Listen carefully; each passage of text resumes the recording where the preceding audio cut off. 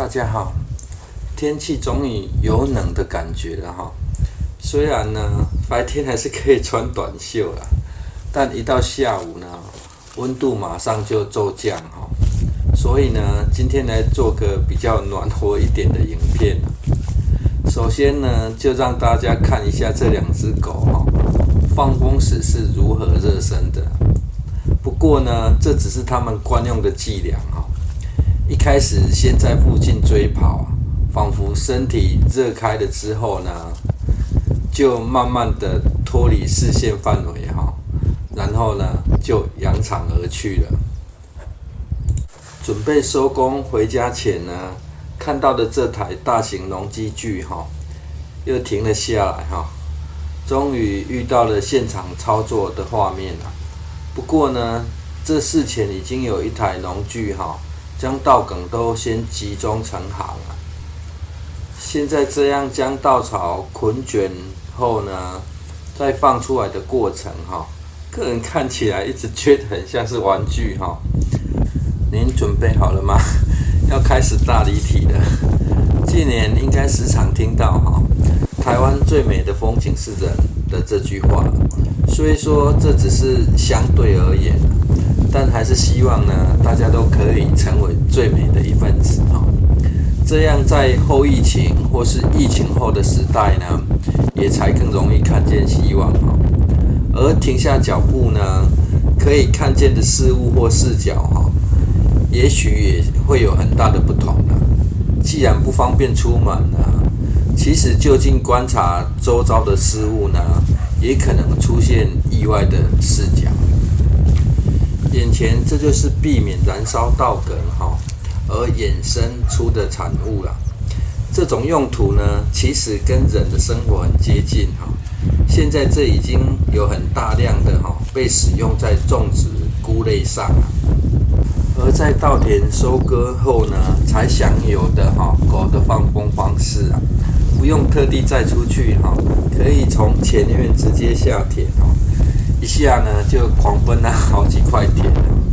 南华有保护色呢，应该是比较难找了，但相反的呢，大白天呢，黑狗却不见踪影哦。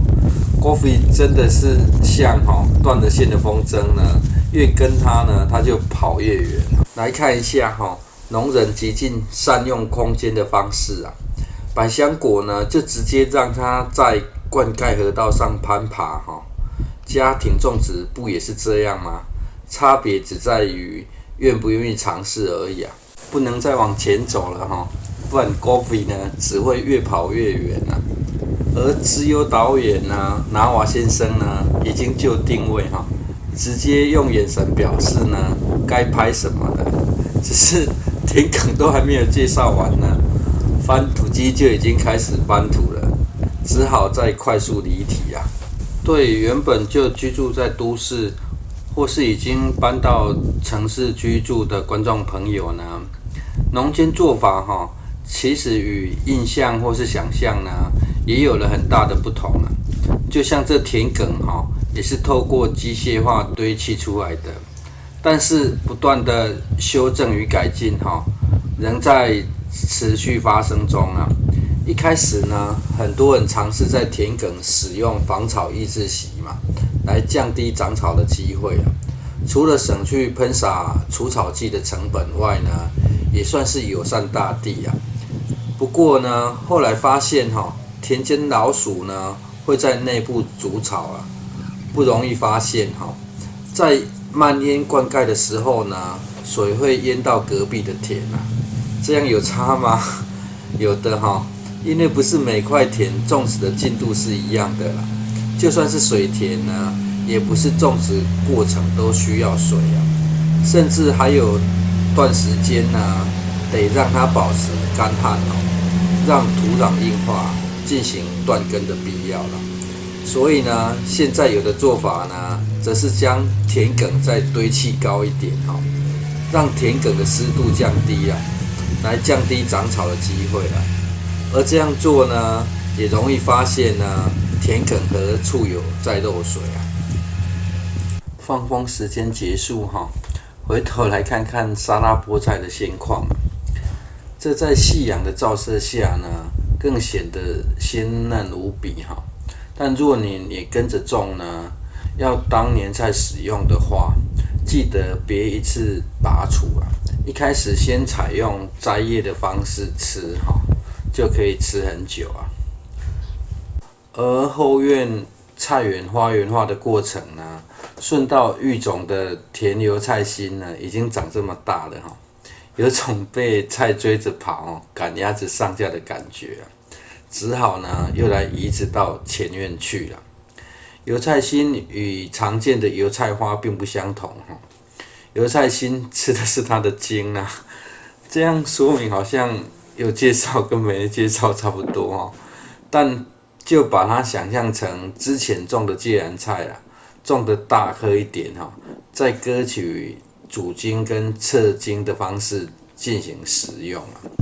另外，这若是先采用撒播哈，再进行疏苗的方式会比较方便啦。